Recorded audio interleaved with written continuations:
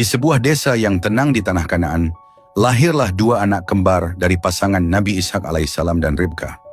Kedua anak tersebut diberi nama Yakub dan Esau. Mereka lahir dari garis keturunan Nabi Ibrahim alaihissalam, seorang nabi yang telah menyerukan kebesaran dan keesaan Allah Subhanahu wa taala di seluruh penjuru tanah Arab. Sejak kecil sifat mereka begitu berbeda. Esau dengan karakter yang kuat dan dominan, cenderung bersifat keras kepala dan mudah iri.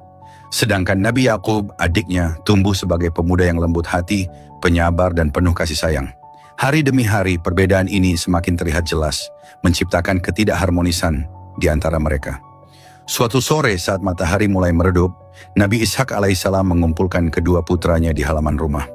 Dengan sorot mata penuh kasih beliau berkata, "Wahai anak-anakku, dengarlah nasihat ayah. Jadikanlah Allah Subhanahu wa taala sebagai tujuan utama hidup kalian. Hiduplah dengan ketakwaan dan jauhilah sifat-sifat yang membuat kalian jauh dari rahmat-Nya." Nabi Yakub mendengarkan dengan saksama, menundukkan kepala penuh rasa hormat, dan berkata, "Insya Allah ayah, aku akan selalu berusaha mengikuti jalan yang ayah tunjukkan." Namun Esau hanya terdiam, menatap ke arah lain, menunjukkan sikap yang acuh. Melihat respons ini, hati Nabi Ishak alaihissalam tersentuh. Ia mengerti bahwa tugasnya sebagai ayah belumlah selesai. Setiap kali terjadi perselisihan, Nabi Yakub selalu berusaha mengalah.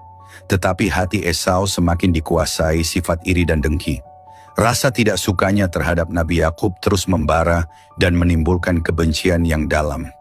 Melihat keadaan ini, Nabi Ishak alaihissalam merasa bahwa Nabi Yakub lebih pantas untuk mewarisi tugas kenabian karena sifatnya yang saleh dan hatinya yang selalu sabar.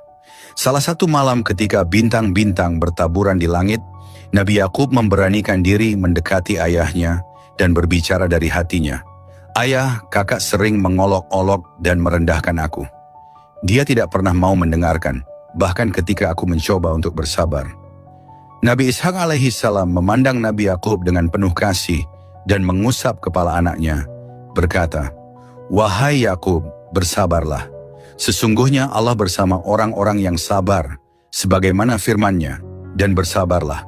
Sesungguhnya Allah beserta orang-orang yang sabar." Al-Quran Surah Al-Anfal ayat 46. Kebencian Esau tidaklah mereda, bahkan setelah menikah sikapnya tetap sama terhadap adiknya. Dengan berat hati, Nabi Ishak alaihissalam akhirnya memutuskan untuk mengirim Nabi Yakub ke Faddan A'ram di Irak, di rumah pamannya Syekh Labban, demi menjaga keselamatannya dan memberinya kesempatan menuntut ilmu agama.